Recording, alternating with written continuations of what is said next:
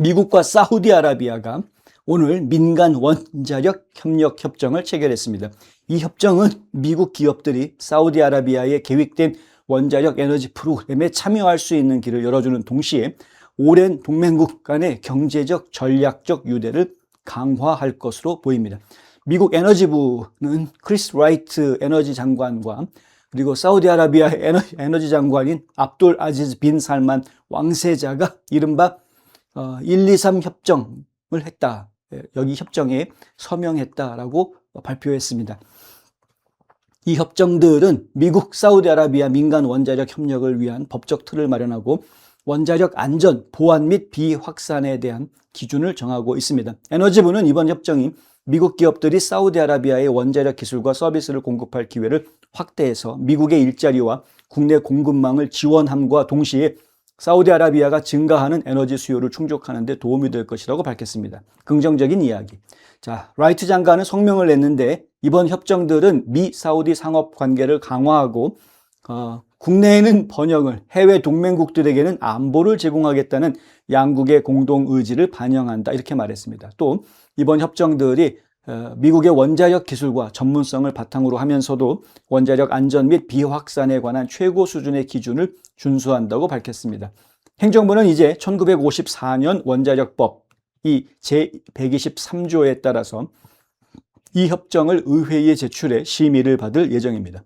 미국이 원자로, 핵연료 또는 기타 중요한 핵 기술을 민간 용도로 타국에 수출하기 위해서는 반드시 이 123 협정이라는 것을 반드시 해야 됩니다.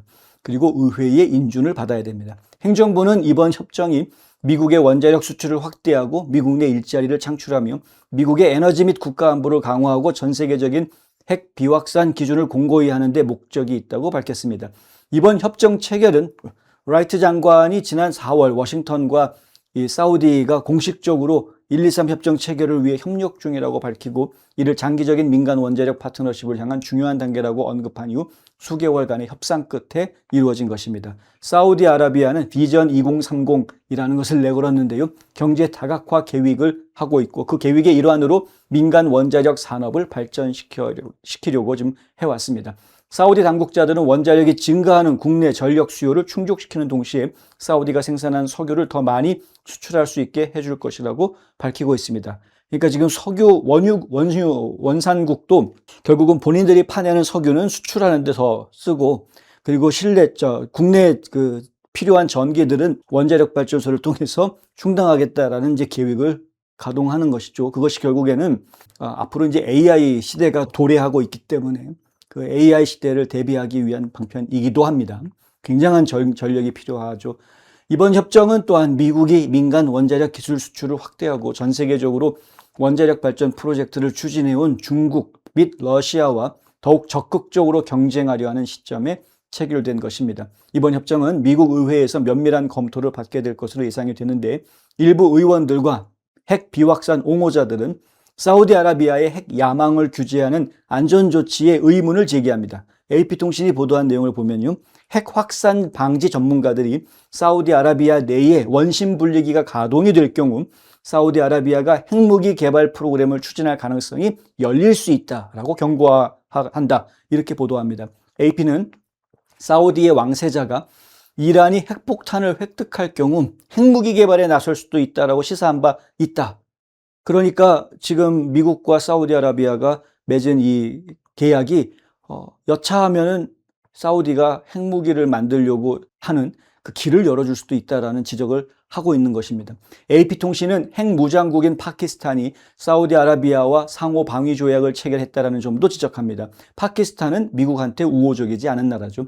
그런데 파키스탄이 그렇게 또 어쩌다가 핵무기를 보유한 나라가 되어져 있는 그런 상황에서 이미 사우디아라비아와는 상호 방위 조약을 체결한 상황이다라는 겁니다. 파키스탄 국무장관이 필요하면 사우디아라비아에 파키스탄의 핵 프로그램을 제공할 수 있다라고 밝힌 적도 있다고 합니다.